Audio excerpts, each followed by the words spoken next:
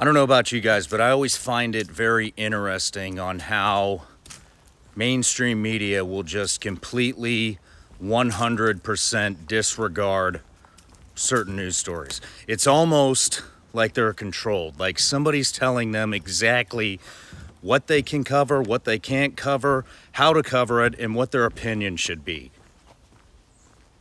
Now, on the contrary, this show is rapidly becoming known as a beacon of truth. And I wear that as a badge of honor, so thank you. In our next episode, we're covering one of the subjects that mainstream just refuses to cover. But it's something everybody wants to know about. So we are diving in to the mysterious life of Jeffrey Epstein. That's right. We're going into his backstory, people that were involved, as much as we possibly can. And we brought in the resident expert to do it. I have never seen this many facts on the subject, all compiled into one piece of content like what we've just made. Ladies and gentlemen, if you get anything from this show, please head over to Apple Podcasts, head over to Spotify, leave us a review, tell us how we're doing, like, comment, and subscribe to the YouTube channel. Please like, comment, and subscribe to the YouTube channel. We need it. We just hit 2 million followers, or subscribers, excuse me. Thank you. It is an honor to be able to do this and bring these stories to you guys. And one last thing, I know a lot of you know this, there is a link in the description with thousands of raw cut reels. Take them, download them, spread them everywhere you can, monetize them, make money. All we ask is that you tag the show. Ladies and gentlemen, without further ado, please welcome investigative journalist Nick Bryant to the Shawn Ryan Show. Love you all. Enjoy the show.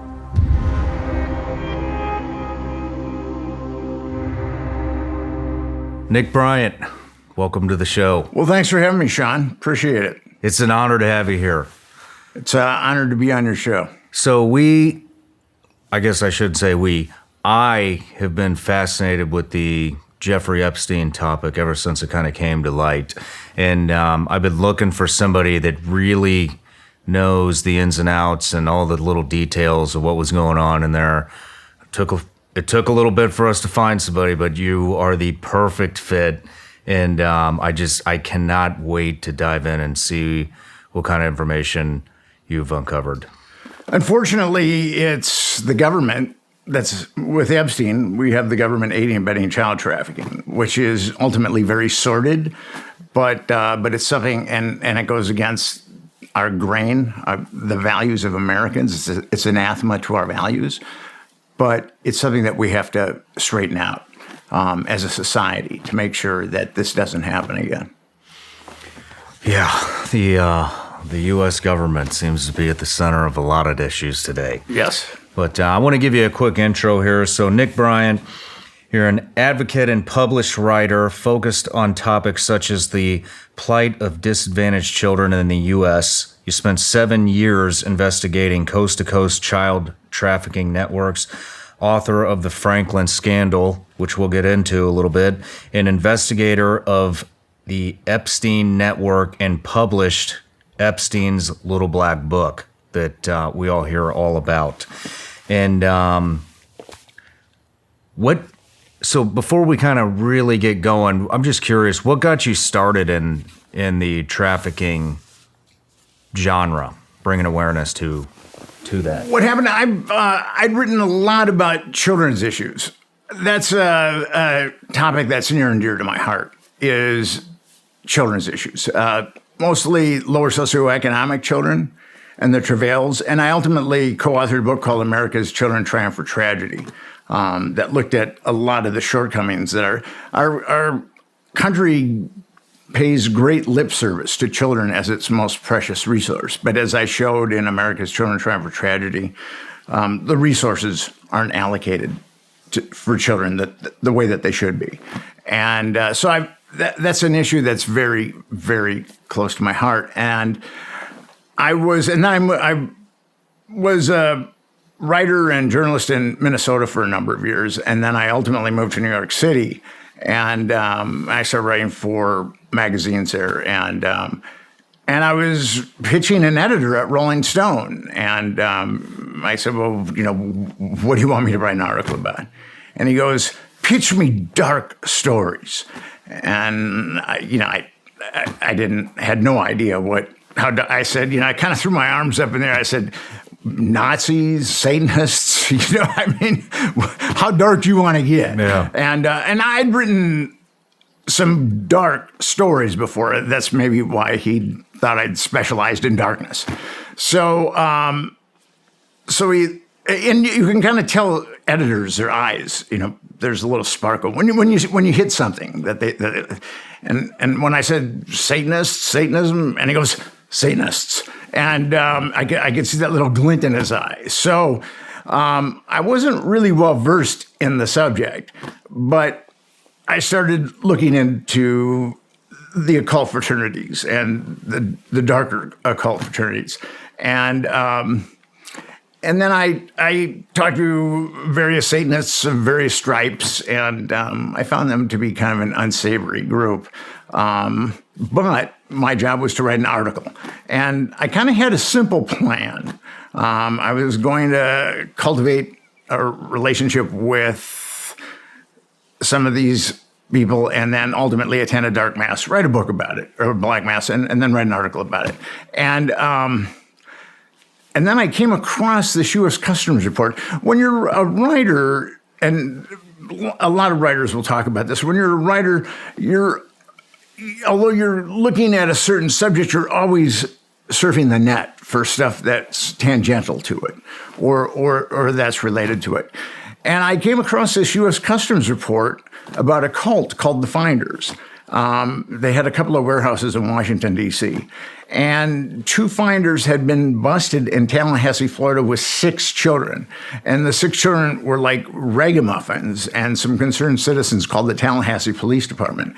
And then the Tallahassee Police Department went to that park and saw the kids and saw the 2 finders, and they arrested the finders and put the kids in child protective services.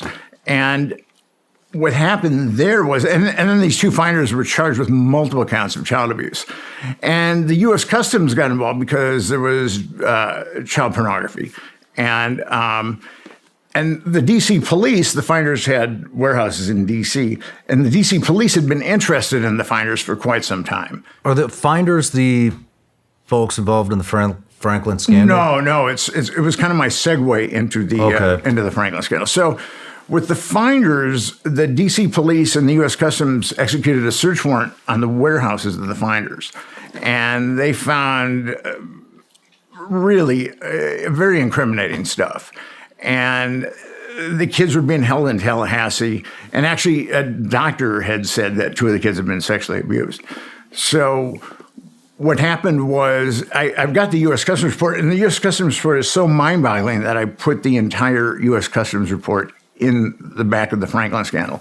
So what happens is that investigation is going full throttle. You've got the Tallahassee Police Department involved, you've got U.S. Customs involved, you've got D.C. police involved, and then you had the FBI involved.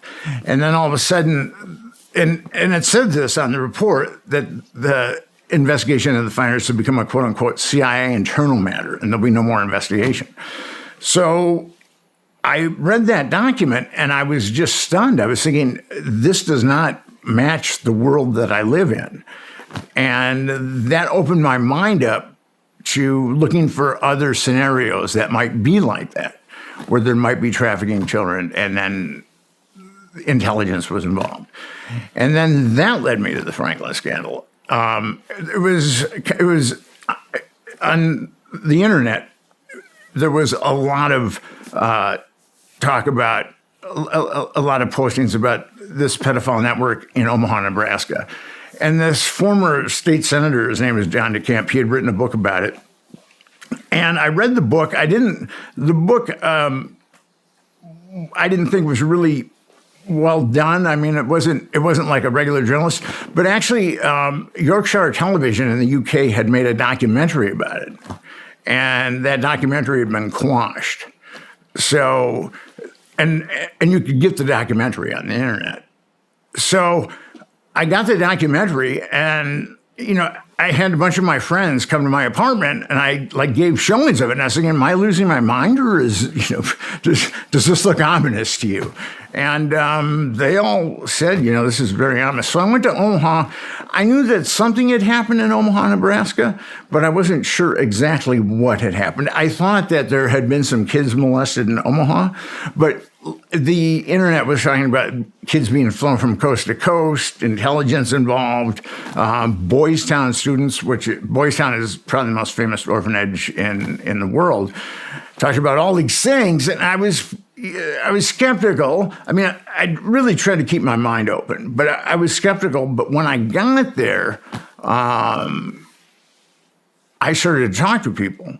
Well, we'll get into that in just a second. Sure. I want to ask, why is, I mean, it's a fairly obvious question, I guess. It should be near and dear to everybody's heart, but what is it specifically that drew you to bring an exposure to child trafficking and sex exploitation and all of that? Well, because with the Franklin scandal and also with the Epstein scandal, you've got child trafficking that's being covered up. And as I came across the Franklin scandal 21 years ago, and as I've dug deeper and deeper into this, I've been embraced by anti-trafficking organizations, and I've spoken at anti-trafficking conferences, and I've met a lot of people that have been trafficked, and no one has paid for it. Yeah. And that's just something, there has to be justice. The government cannot be covering up child trafficking on any level, local, state, federal. No one should be covering up child trafficking.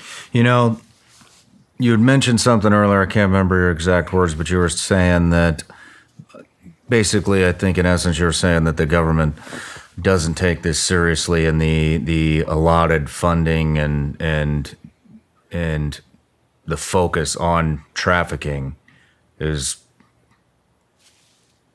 almost not even there. I mean, I went to a fundraiser for one of those organizations recently, and there was a gentleman that spoke. He was the head of Homeland Security's division in this, and he said there are only 8,000 agents, only 8,000 agents out there that are combating sex trafficking and sex exploitation for children.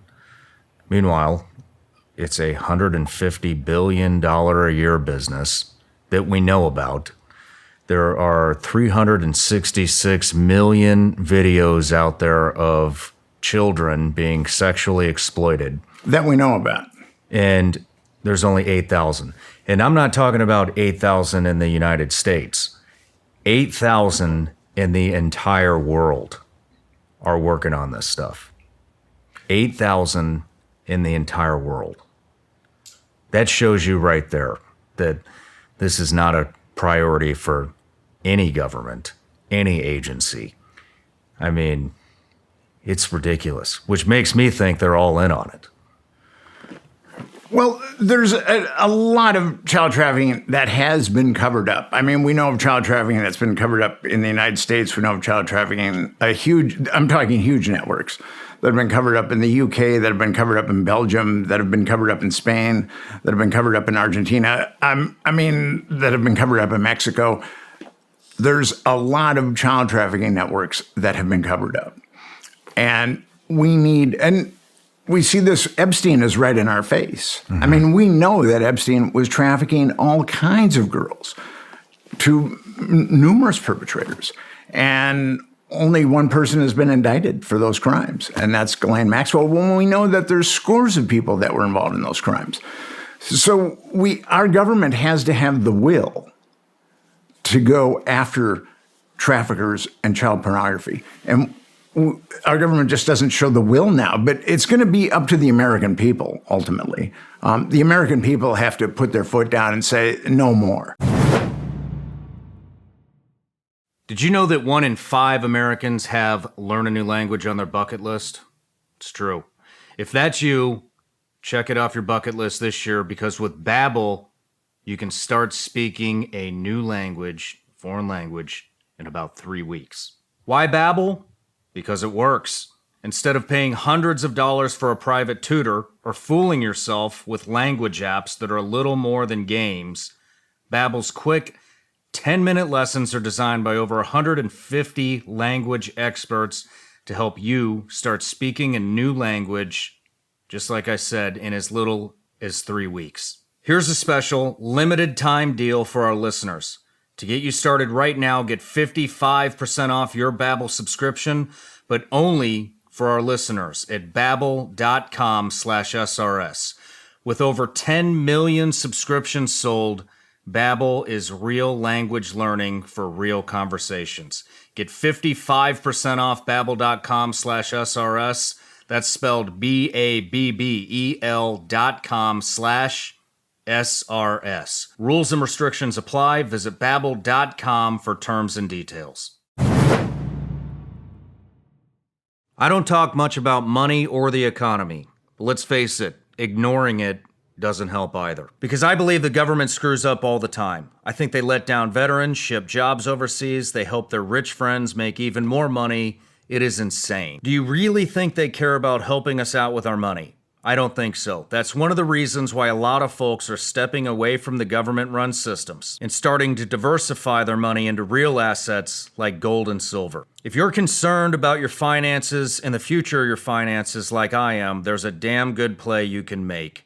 Check out Goldco. Goldco will hook you up with a free 2023 Gold IRA kit. This kit will teach you how to help safeguard your savings with real gold and silver. At the very least, it makes sense to get educated about your options. So get your free kit at goldco.com/Ryan or call 855-936-GOLD. Plus, for qualified orders, they'll send you up to $10,000 in free silver as a bonus while supplies last. Quit waiting around for politicians to rescue your finances. Help take control and handle your business yourself. So go ahead and check out goldco.com/Ryan or call 855-936-GOLD to get your free kit today. Just remember, performance may vary, and always consult with a financial professional before making any investment decisions. This is an instance where the American people really have to get vociferous and correct their government and not allow their government to cover up Epstein. Because there's been other networks that have been covered up. And this is something that the government should not be involved in, is covering up child trafficking, which is essentially aiding and abetting child trafficking. So we're at a point now where we have to put our foot down and say, that's it, no more. We need those Epstein perpetrators indicted. We need those Epstein procurers indicted. And we're not going to settle for anything less. That's what we need. Let's talk a little bit about the Franklin scandal before we get into Epstein, because that was your first big book. Franklin scandal book. It's about an alleged child prostitution ring out of Omaha, Nebraska that took place in around 1988, managed by Lawrence King, if I'm correct. There were two primary pimps, Lawrence King of Omaha, Nebraska, and Craig Spence of Washington, D.C. The victims' ages range from 8 years old to 14 years old, and let's just start there. Well, with the Franklin scandal, I went to Omaha. I knew that something had gone down with the Franklin scandal, but there was all kinds of internet speculation, and I didn't know how much of that was apocrypha and how much of it wasn't. So when I went to Omaha the first time, and I went there a number of times, but when I went to Omaha the first time, I knew that something had gone down, but I thought it was a local pedophile ring, not like a nationwide network. I didn't think it was involved in blackmail. I thought that local law enforcement had probably covered it up, but not federal law enforcement. So when I got to Omaha the first time, I realized that it was much bigger and uglier than I ever could have imagined. And I took some heat. I had like a death threat, and I was followed. From who? A woman. It was funny. I was staying with a friend of mine. I told my friend, I'm going to look into this thing, and I'd known him for many years since I was a teenager. And I said, I'm going to look into this thing. We hadn't hung out in a while. I said, I'm going to look into this thing and see what's happening, and then and then we'll hang out and go do some stuff. And so I told him, I went. The first night I was there, we were having dinner. I told him what I was looking into, and he looked at me like, are you sure? And I said, well, yeah, I'm gonna check this out. So I was staying at his place when a woman came to the door and said,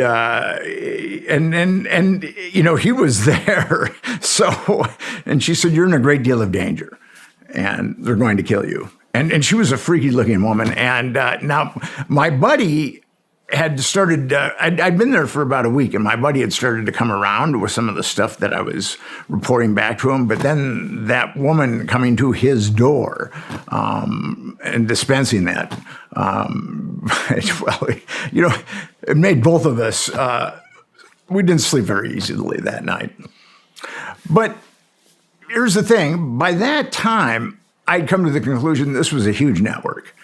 It had been in operation for at least a decade, and multiple children were destroyed.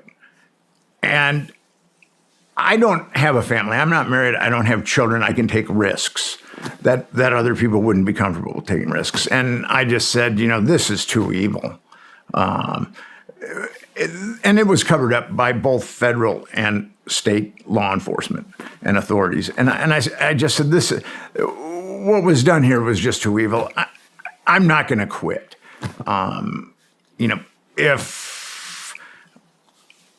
If I get killed, I get killed. But I'm not going to quit doing this. I'm going to expose this to the best of my ability. And that started my odyssey.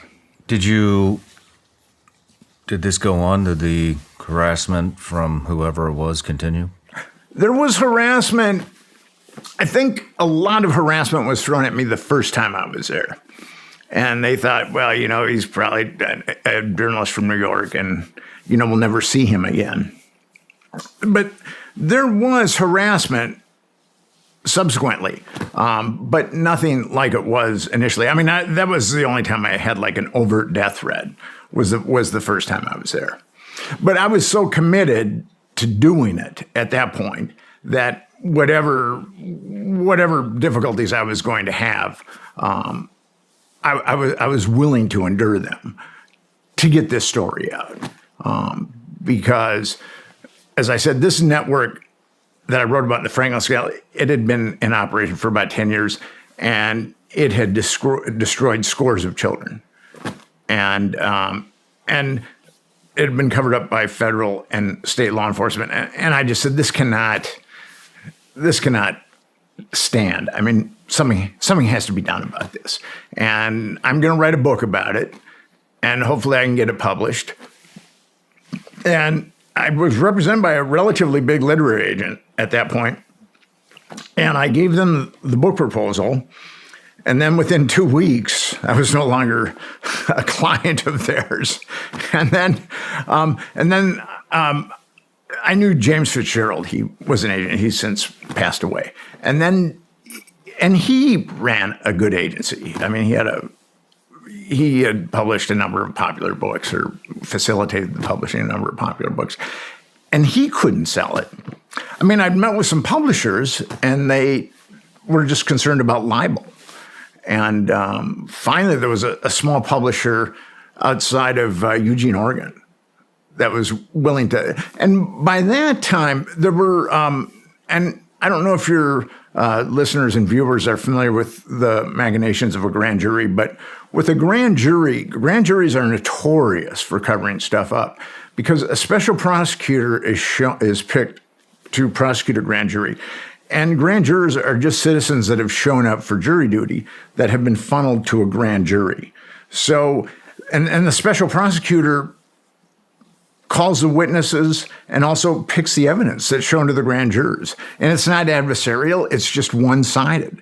And then everything is sealed, and it's against the law to talk about it. So there was a New York judge that said, Supreme Court judge that said, special prosecutors have so much power over grand jurors that they could get them to indict a ham sandwich. And so with this case, the Franklin case, I managed to get the sealed grand jury and testimony of one of the grand juries, and I bring the reader right into that grand jury, and I show how corrupt it is. And because that grand jury declared that all these kids getting abused was a carefully crafted hoax, but it didn't even name who the hoaxers were.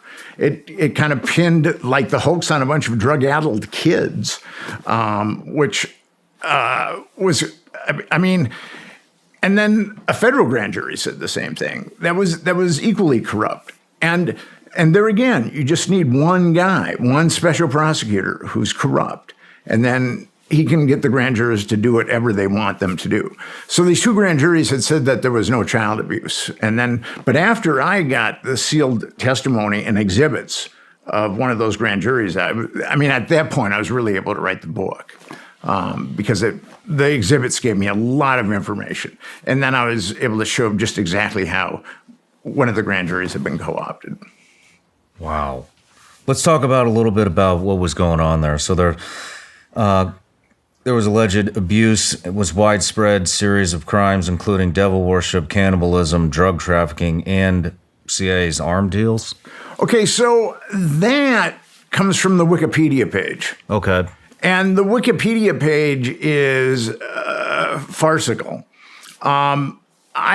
If you go on my website, I go to I've got a link to the Wikipedia talk page, because you've got like the Wikipedia page and then you've got like the talk section. And that Wikipedia page has been taken over by people that want to make this nonsensical. Okay. And there's pages and pages and pages of debate. And actually, I called Jimmy Wales, who started Wikipedia. I'm a pretty good investigator. I was able to get his private cell phone number.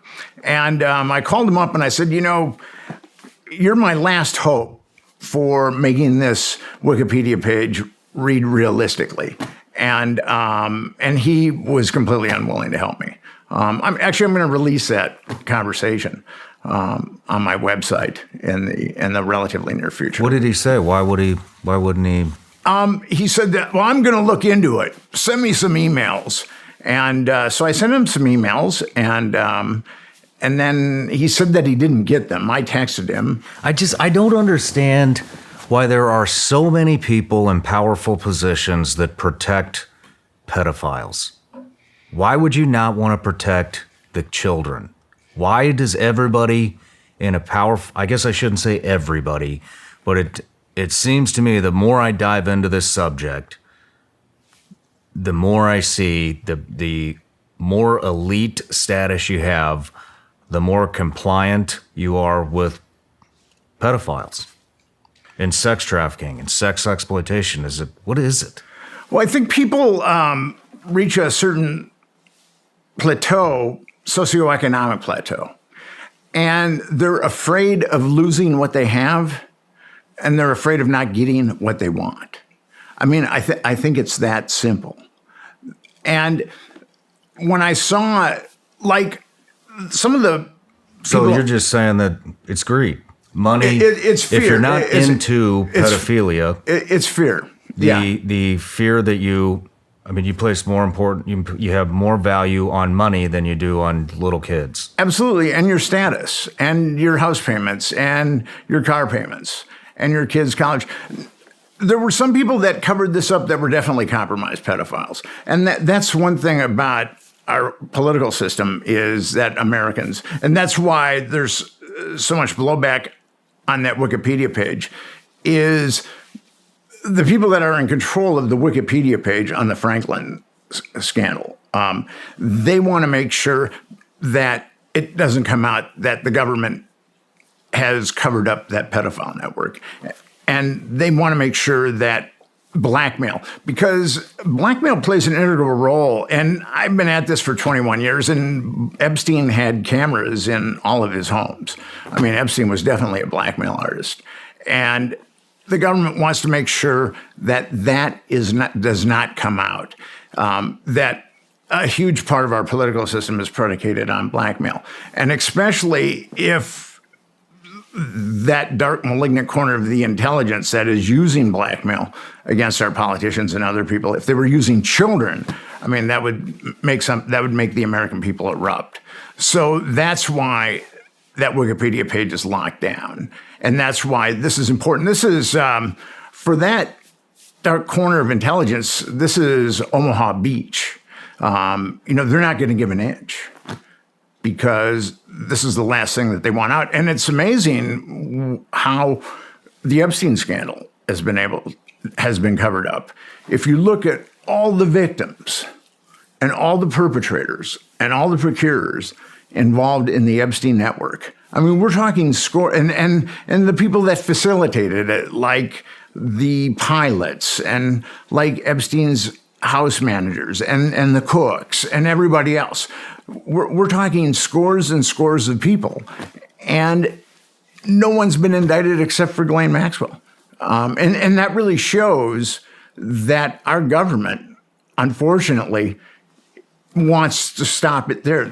Our government does not, I mean, although Americans do, I think, are coming around to the belief that Epstein was taking part in blackmail, or a lot of them, it doesn't make sense. Why is our government aiding and abetting child trafficking? Unless they're protecting some very powerful people and a political process, it doesn't make sense. Yeah. I mean, that's the only way that it makes sense. Yeah. And I saw that with the Franklin scandal, too.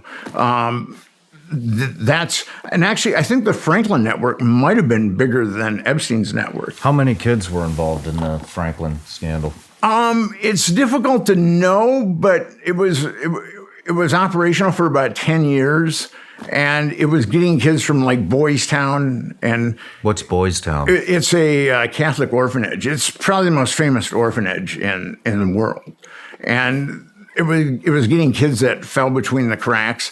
I mean, people like Epstein and then like the the Catholic Church has a long history of being involved in this yes. stuff. Yeah. So that's, I mean, unfortunately, I hate to say it, I was raised Catholic, but it's no, I guess it doesn't come to me as a surprise. Although it probably wouldn't come to me as a surprise if it was any other. You just have seen, I've seen so many, this minister, this guy, this priest, this, it's all, they've all partaken, unfortunately. The number 2 guy at Boys Town, Father James Kelly, he molested a bunch of kids in upstate New York. And then the Catholic Church, in its infinite wisdom, moved him to Boys Town, where he molested a bunch of other kids. And then eventually they moved him to a prison in Las Vegas. So, because I have come across a lot of kids that were molested by Father Kelly, or James Kelly, at Boys Town. And I think that he was part of that network. Because if the priests gave the kids privileges, no one would argue with that. So I think that Kelly was a compromised pedophile, and that he gave King et al. Access to the Boys Town kids. And then I've got a paper trail between Boys Town and Lawrence E. King, one of the primary pimps of the Franklin scandal network. So there's a lot of connections there. But I think Father Kelly was, and then there was another priest there that was sent to Argentina. At a certain point, sent to Argentina. Yeah. So, but Father James Kelly was, he was a major predator, and he preyed on God knows how many boys in upstate New York, and preyed on God knows how many, and with Boys Town, these are lower socioeconomic kids from lower socioeconomic backgrounds, dysfunctional families. And at Boys Town, they're being taken care of. They're being fed well. They're getting a good education. a lot of them want to stay there because it's the safest place they've ever been.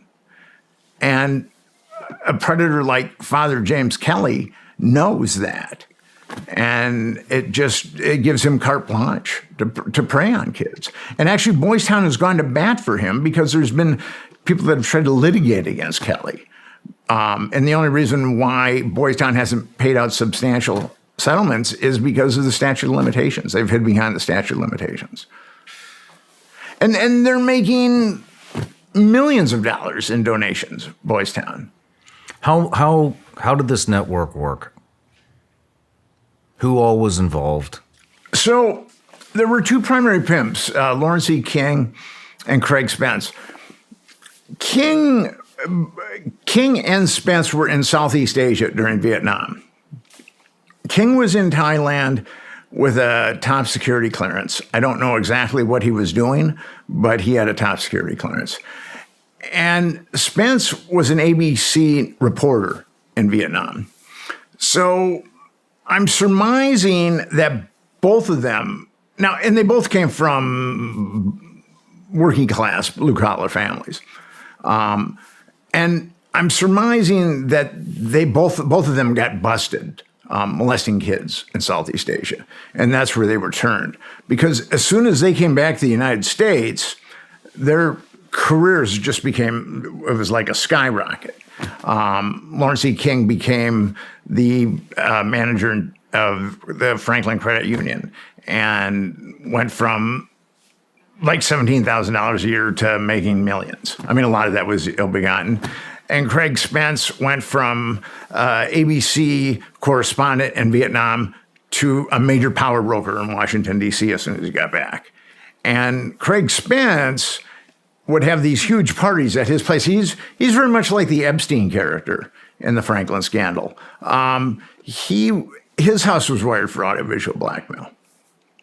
And what would happen at those parties is it would be like a bunch of power brokers would be invited. You name, I mean, it was a who's who of Washington, D.C. in the 1980s would go to Craig Spence's place. And there would be, a lot of times, if there wasn't just like outright pedophilic orgies, I mean, it would be like a cocktail party, a Washington, D.C. cocktail party. And people would be plied with alcohol. And then maybe at 10 or 11, something sexually inappropriate would happen. Or someone would fire up a joint or break out a line of coke or whatever. And the people that were, didn't want any part of that would leave, but the people that wanted to be part of that would stay. And then his entire house was wired for audiovisual blackmail. So if you stayed, you got blackmailed. That was it.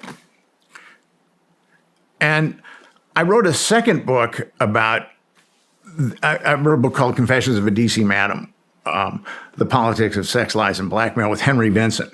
And Henry Vincent used to give, Craig Spence used to get gay escorts from Henry Vincent. He ran a gay escort service.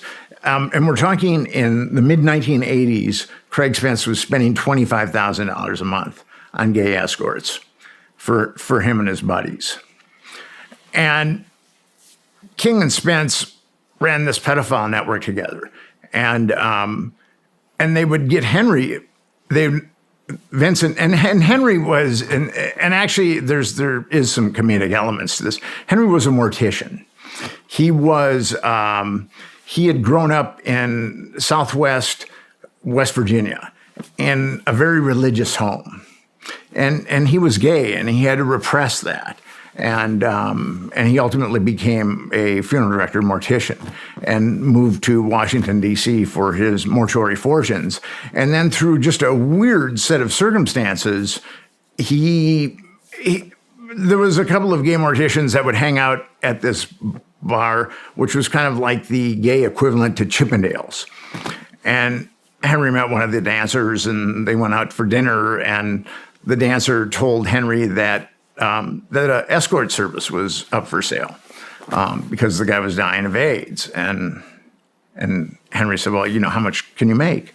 And the guy said, well, I can make like $1,000 a night if everything is right. And then Henry said, well, how much is the is he selling it for?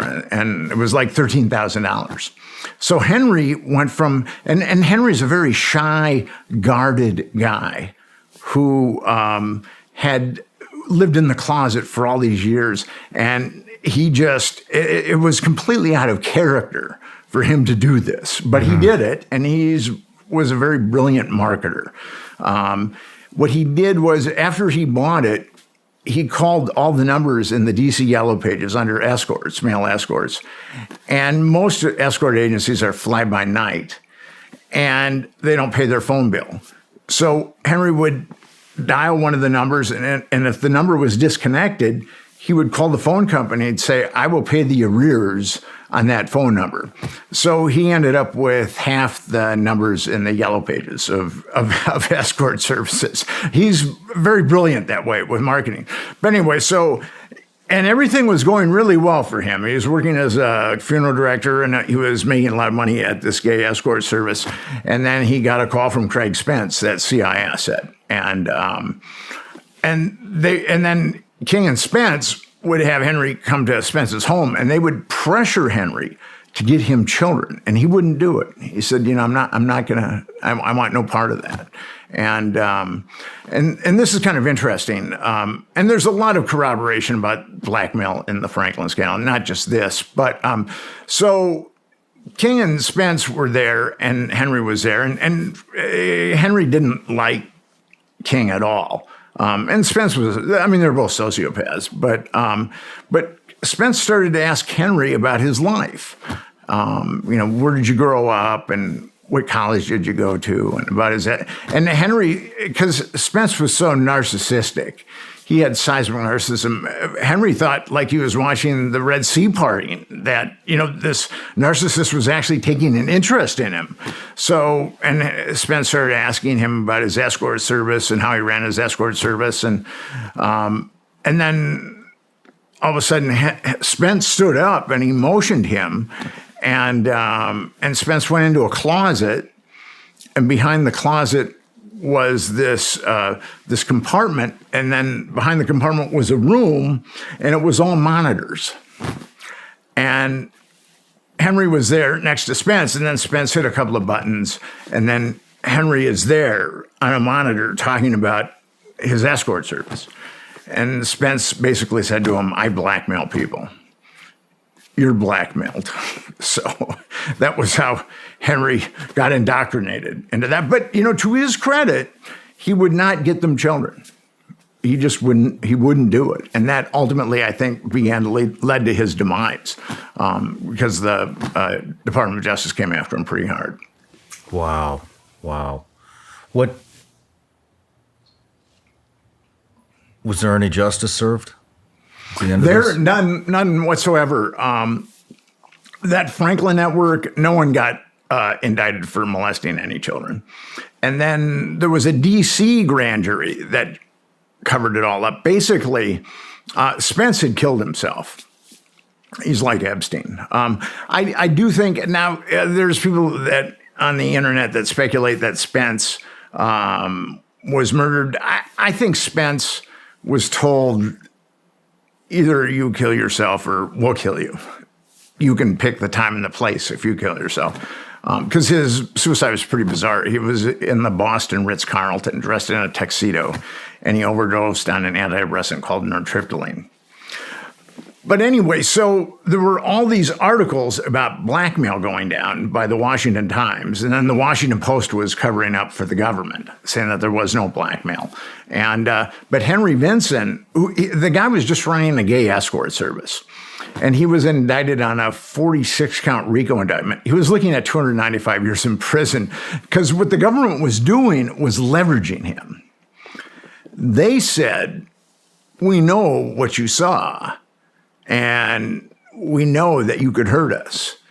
But if you talk, you're going to spend 295 years in prison. So the government made a deal with him. If you talk, you're going to spend 295 years in prison. If you keep your mouth shut, we'll just send you away for 5. So he ultimately kept his mouth shut. And it's amazing, because he was a very important interview for me when I was doing the Franklin scandal. And then he ultimately decided to write a book with me about it, which really gets into the Washington, D.C. side of things. Wow. That's, I want to do a whole episode on that because I think it's important, but I really want to, there's so much going on with the Epstein stuff, and it's timely. It's right now. And so I want to concentrate on that for the majority of the time here. And I'd like to move into that. But I mean, I'm going to be honest, Nick. I'm worried to take the interview. I'm not going to bullshit you. I mean, I'm a former SEAL, former CIA guy, been all over the world doing dangerous shit. But this, I mean, they tried to assassinate the judge that was on the Epstein trial, correct? There was someone who's killed her husband and son. Yeah, he was posed as a UPS driver. Yeah, and that was covered up pretty quickly. I never really had the time to get to the bottom of that, but that's something I'd like. The thing with this is, I've written 2 books about it. I've been screaming about it from the rooftops for quite some time. Until Epstein came along, no one was taking me seriously. But once Epstein came along, and once I published that Epstein's Black Book on the internet, people did start to take me seriously. It's something, the toothpaste is coming out of the tube now. And that's why people are willing to take it on. I mean, no one has been more vocal about Epstein than me. And I'm still kicking. Mm-hmm. So, I mean, and that's the thing. The government can't kill all of us. I mean, if the government kills me, they have a martyr. The last thing that they want is a martyr. Mm-hmm. So, I mean, there was a time when I was writing the Franklin scandal. I mean, I think that's when I was at my most vulnerable. But once the book came out, I felt pretty safe. And then what I did is every time I got a document, I disseminated it. Every time I got an interview, I disseminated it. So if something did happen to me, there was going to be a record of what I was doing. Did you feel like that with the Epstein stuff? With the Epstein stuff, I'd been I was kind of an old pro at it by the time I came across Epstein. When I got his Black Book, I knew that was a little dicey, for sure. But then here's the thing. I went to the mainstream media and I tried to get them to publish the Black Book, and no one would do it.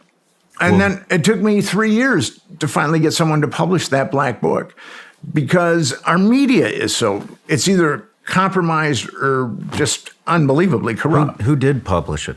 Gawker. Which and Gawker was a website that would take on all kinds of crazy stuff, and they ultimately got sued into oblivion by Peter Thiel, who's a billionaire who founded PayPal, and they outed Peter Thiel as a closeted gay guy, and then Peter Thiel let it be known that anybody that litigates against Gawker, he was willing to pay their entire litigation, and then Gawker ultimately released a video of Hulk Hogan having sex with, I believe, a friend of his wife, and but don't quote me on that. But ultimately, Hulk Hogan got a huge multi-million-dollar judgment against Gawker that caused him to crumble. But they were willing, they did stuff like that, but they were also willing to take stories from guys like me, where no one else would touch it, and once we published that Black Book, I mean, it was huge. I mean, it got tens of thousands of hits really quickly. I'll bet. And then I was able to write some articles about it. And no one else in the mainstream media would have given me that opportunity. I saw that you had a decent article in Vanity Fair, it seemed like. Yeah, about me. Yeah. But, well, before we dive too deep into the Epstein stuff, let's take a quick break. And when we come back, we'll just dig in. Sounds good. Those of you that have been around SRS for a while know that we take mental health very seriously here. So seriously that in almost every episode, you'll find a segment where we discuss how to improve your mental health. And part of improving your mental health is keeping your mind sharp. And part of keeping your mind sharp is giving it the fuel that it needs to balance energy, focus, cognition, and just regenerating your brain. That triggered me to go on a journey to find the supplement that supports brain health with the cleanest of ingredients on the planet. And I found it. I was actually going to start my own company and do this, but I found Laird Superfoods. I've partnered with them. Now I'm a partial owner, and I really believe in these products. Here's my favorite product. Performance Mushrooms by Laird Superfoods. Brain Fuel.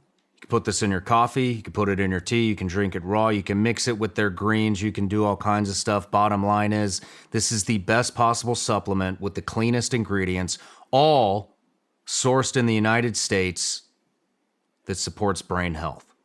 And here's two other products that I'm a fan of. Laird Superfoods Creamer. Guess what? Contains functional mushroom extracts. Put this in your tea or coffee. And most of you know I'm not a caffeine or coffee drinker, but a lot of you are, and they just happen to have Laird Superfoods coffee, organic Peruvian coffee with, you guessed it, functional mushrooms that support and regenerate your brain. Go to lairdsuperfoods.com. Use the promo code SRS. You'll get 20% off. Guys, this is the real deal. These are the finest of ingredients. Check it out. lairdsuperfoods.com. Promo code SRS. 20% off.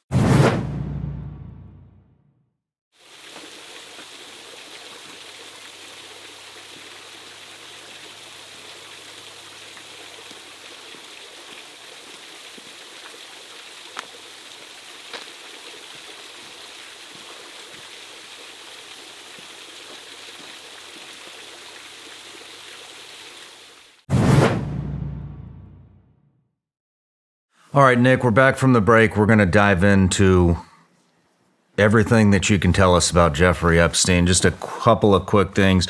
So you've been following Epstein since 2012. 2011, 2012, yeah. Epstein was arrested on July 6th, 2019. Ironically, today is the day of the interview. It was July 6th. That's a weird coincidence. He died August 10th, 2019, roughly 1 month later. And Epstein pleaded guilty to soliciting underage girls for sex in 2008. He served only 13 months in a county jail. Yeah, just 13 months, and one count. Again, this was a grand jury, and the prosecutor of that grand jury was Barry Kirshner. And the Palm Beach Police Department had the statements of 5 minors who had been molested by Epstein.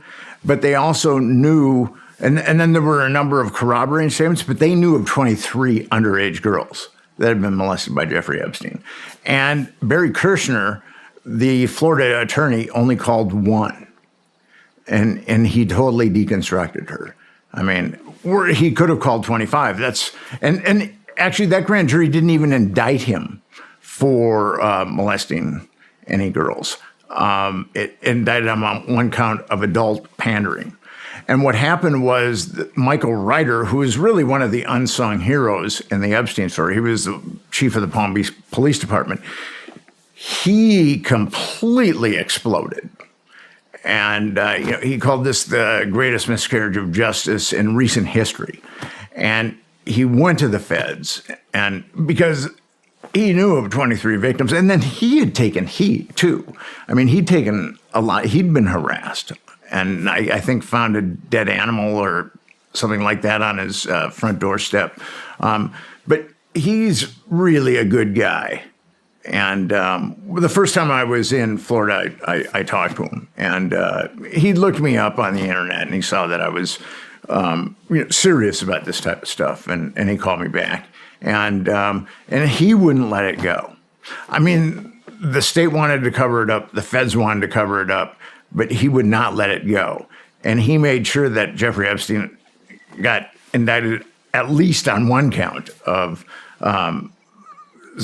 solicitation of a minor or molestation of a minor. It is hard to believe how many people are aiding and covering this up. Yes. Especially that we don't even know about yet. But let's just start at the beginning. What got your attention on this? How did it go from the Franklin scandal to Epstein?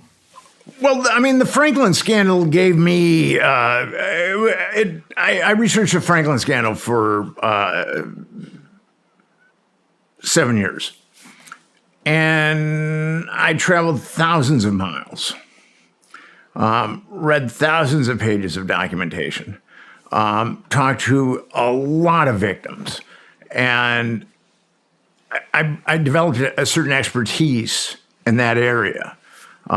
Wasn't really trying to initially, but just I felt I had this drive to make sure that the Franklin scandal got published, that I wrote it and that it got published. And I developed an expertise in that area of child trafficking. So I was reading about Epstein, and I read that there were other girls that knew about Epstein or that came forward about Epstein, but he wasn't that grand jury hadn't indicted him on a single count of child molestation. And that's exactly what happened in the Franklin scandal. Nobody was indicted for child molestation, even though there were a bunch of kids. I had a list of 60 kids that had been involved in the Franklin scandal. So the exact same thing was happening with Epstein. And then so I went down there in 2012, and I started investigating, and I ended up with Epstein's Black Book.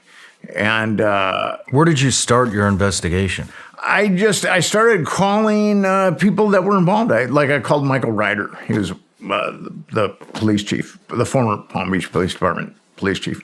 I called people that had covered it in the newspapers. Was he part of the cover-up? Michael Ryder? No, he was part of it getting exposed. Okay. Yeah, he was like Mr. Stand-Up guy and all this.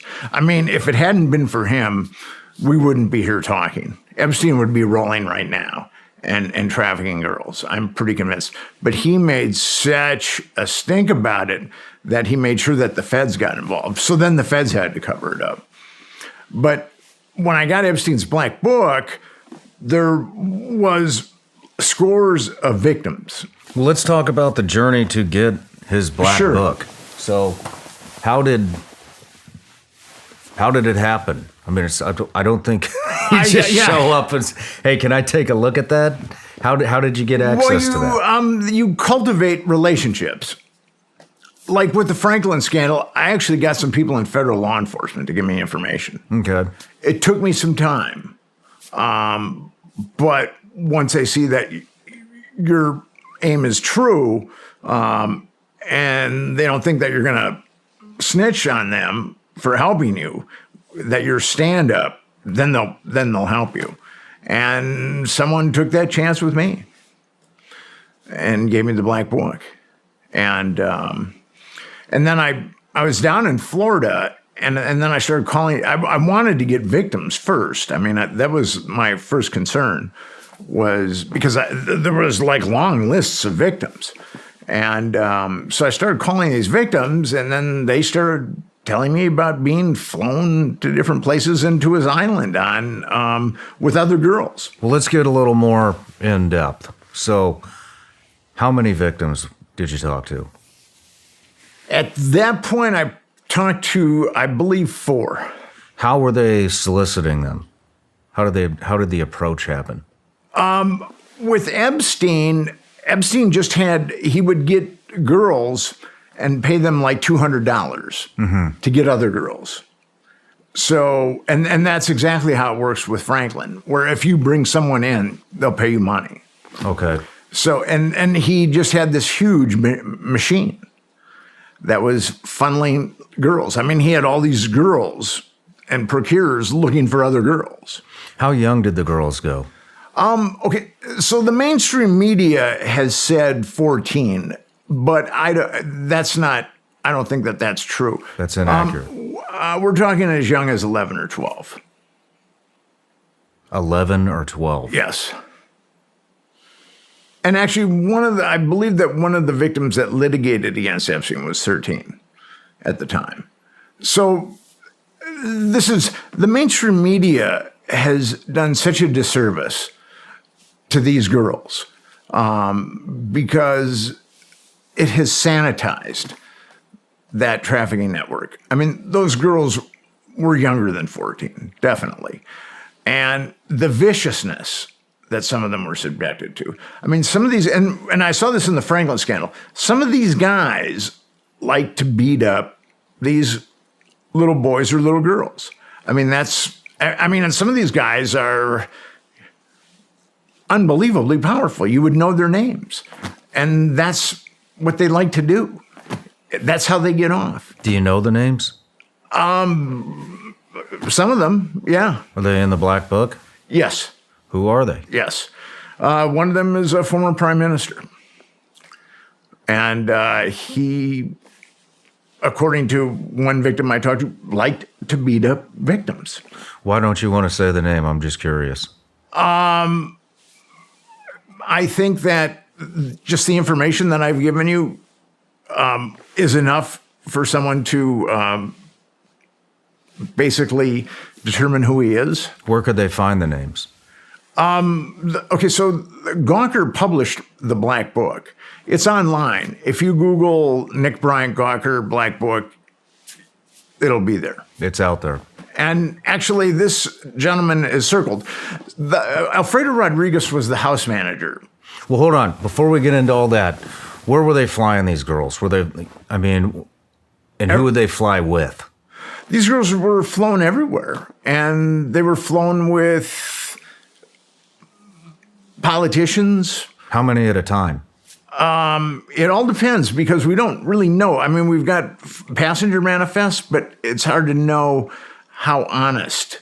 But there was definitely, like Alan Dershowitz, he said that he'd never flown with Jeffrey Epstein. And in the article that I wrote for Gawker, he's on a passenger manifest with Tatiana and Claire and Alan Dershowitz said, "I've never molested any of these girls." Blah, blah, blah, blah. And then he's nailed, though. Who is that? I don't know who he is. Alan Dershowitz is a famous attorney. Okay. That was part of the Jeffrey Epstein network, and he got nailed. I mean, he said that he only flew with. Actually, he's one of the most famous attorneys in the world. There's been, I think it was Reverse La Fortune about Klaus von Bülow, who he was convicted or arraigned for killing his very wealthy wife, and Alan Dershowitz represented him. So, and he is was a leading scholar at Harvard, legal scholar at Harvard. And he was a good friend of Jeffrey Epstein's.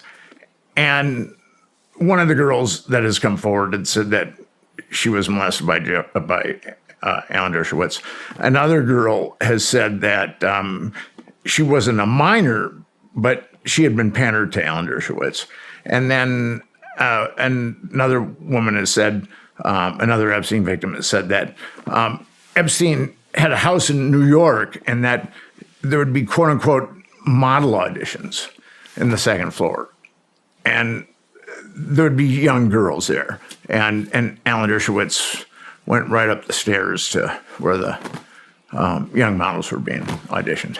So they would fly these young girls, 11 to, let's just say 11 on up. I mean, some of them were 18, 19, 20, 21. Okay. I mean, the thing is, Epstein liked girls that were like 13 or 14.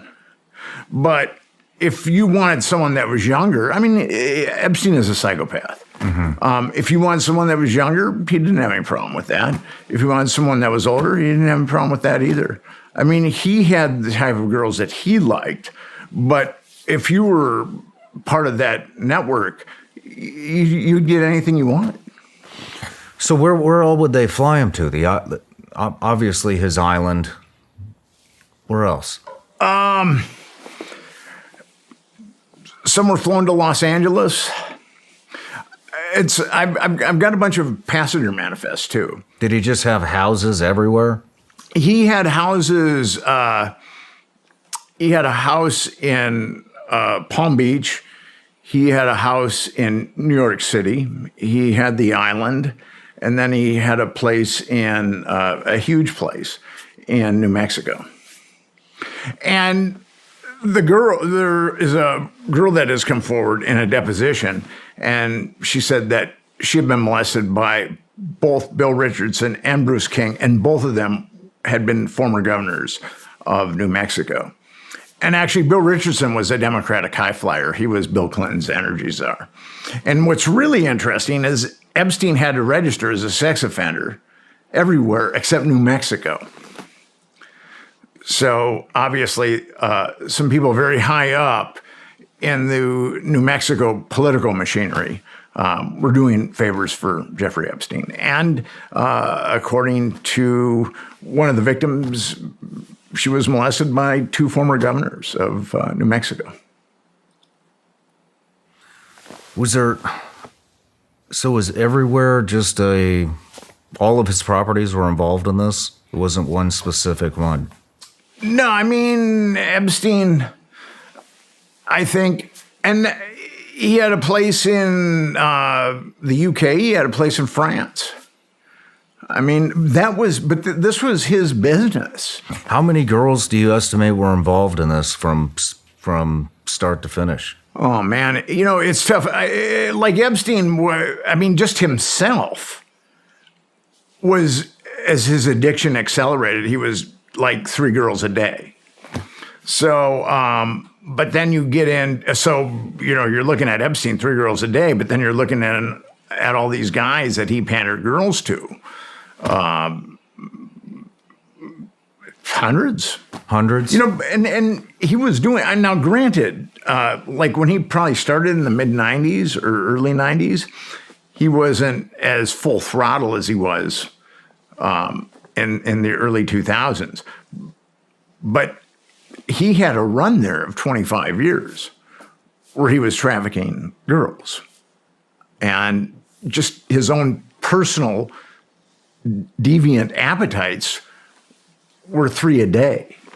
So that kind of gives you an idea of how massive that trafficking network was. How did he get started? How did Epstein get started? How did he get started? Where did he come from? He comes from Coney Island, from a working class family in Coney Island. And I've heard stuff about him that he could have been chosen earlier to be part of this as a young man. So he was a college dropout, and he got a job teaching math at Dalton, which is the most prestigious school in New York City. Who would have recruited him at a young age? I do not know. It's one of those things like with King and Spence. They were in Southeast Asia, and then they come back to America, and then all of a sudden their star rises. The same thing with Epstein. We do not know. Who do you have any? I do not know. William Barr, the Attorney General under Donald Trump, who covered up Epstein, and actually he covered up Franklin too, because he was the Attorney General under Bush 1. When the Franklin scandal was covered up. So he's a really dirty guy. I mean, and he's been involved in all kinds of other dirty stuff too. His dad was running Dalton shortly before Epstein got hired there. So people have speculated that his dad had something to do with Epstein getting hired, but we don't really know. But what's really interesting is William Barr's father wrote a sci-fi novel about intergalactic sex trafficking, which is, kind of strange. And then Jeffrey Epstein ends up working at Dalton, and then he gets involved with a number of trading companies, and then ultimately. I mean, how does he get involved, though? Well, that's the thing. He's a college dropout. He gets put in there by by Barr's. I'm sorry, did you say Barr's father? It's people are surmising that it's Barr's father who got him a job at Dalton. And then he was in some trading companies. He was with Stephen Hoffenberg, who got busted. At that time, Hoffenberg was guilty of the largest Ponzi scheme ever. It was before Bernie Madoff. Now, with Hoffenberg, I met with Hoffenberg. He's dead now. But he said that Epstein was involved. But Epstein was allowed to skate. But the thing with Hoffenberg is he was a very, very wealthy guy who did 18 years in prison. And I don't think he came out of prison as the paragon of sanity. So I never really knew what to make about what Hoffenberg was telling me. Okay. It could have been all true, or I don't know, but I think that Stephen Hoffenberg was psychologically troubled. And after he got out of prison. But where Epstein got his big break was in the early 90s. Les Wexner, who is the head of The Limited, Victoria's Secret, multi-billionaire, he gave Epstein the keys to his kingdom, power of attorney over everything. And Epstein was allowed to do whatever he wanted with Les Wexner's fortune, anything he wanted. He was given power of attorney. I mean, but he didn't. I mean, he barely even knew him, correct? They'd known each other for, I don't know, 5 or 6 years. But I think Les Wexner is a pretty dirty guy. I mean, he's also been named as a perpetrator. And I do believe that he is a perpetrator. And he and Jeffrey Epstein, Les Wexner has a very interesting history. He's got a history with the mafia. There was an attorney whose law firm worked for Les Wexner's Limited. His name was Arthur Shapiro, and he was shot in the back of the head twice, execution style, in Columbus, Ohio, which is where Wexner lives and where the Limited is headquartered.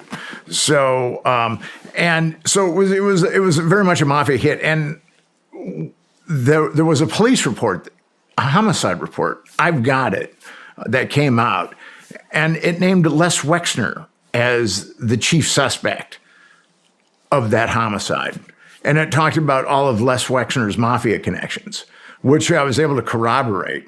The police chief of Columbus ordered that homicide report to be destroyed. But I got a copy of it. So I'm good at getting stuff.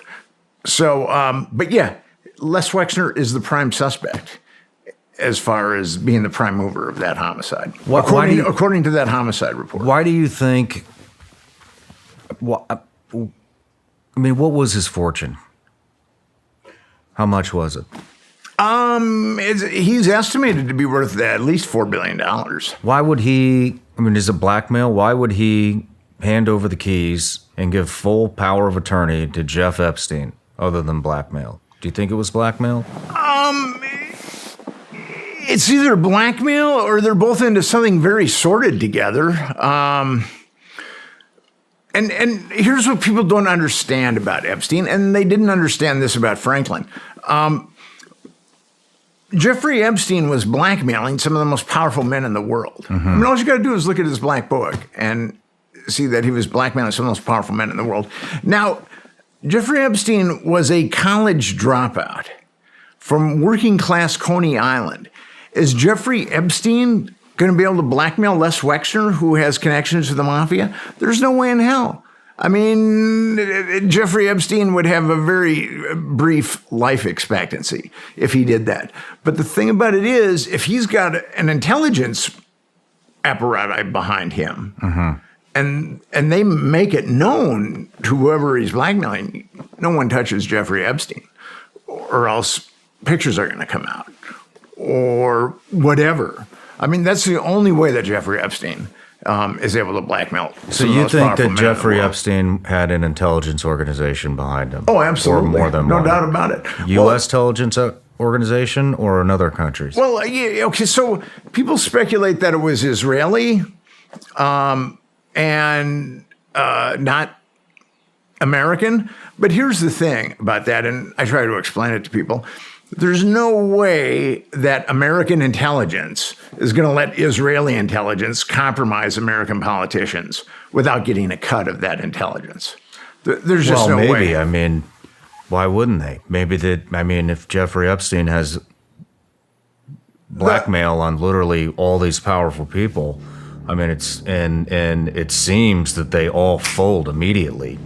You know, maybe he had something on the U.S. side of things, and they were like, hey. Next on the Shawn Ryan Show. It was an ABC correspondent that got fired who came out and said that she wanted to cover the story, and right before she went on to cover it, it was, hey, cut it, we're not doing this. First of all, I was told, who's Jeffrey Epstein? No one knows who that is. This is a stupid story. Then the palace found out that we had her whole allegations about Prince Andrew and threatened us a million different ways. We were so afraid we wouldn't be able to interview Kate and Will that also quashed the story. And then Alan Dershowitz was also implicated in it because of the planes. She told me everything. She had pictures. She had everything. She was in hiding for 12 years. We convinced her to come out. We convinced her to talk to us. It was unbelievable what we had. Clinton. We had everything. I tried for 3 years to get it on, to no avail. I don't even know why anybody who has... I can't even imagine applying for a position at the FBI nowadays. Well, I don't understand what they do.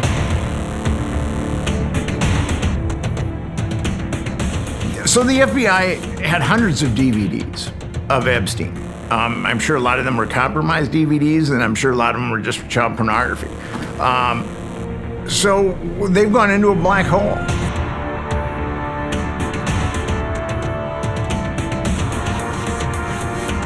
Hey everybody, I'm Shawn Ryan. Click here to subscribe to the Shawn Ryan Show YouTube channel for the hottest and most compelling interviews that you will not see anywhere else. I've also made a playlist of all the previous SRS episodes so they're easy to find. You can find that right here.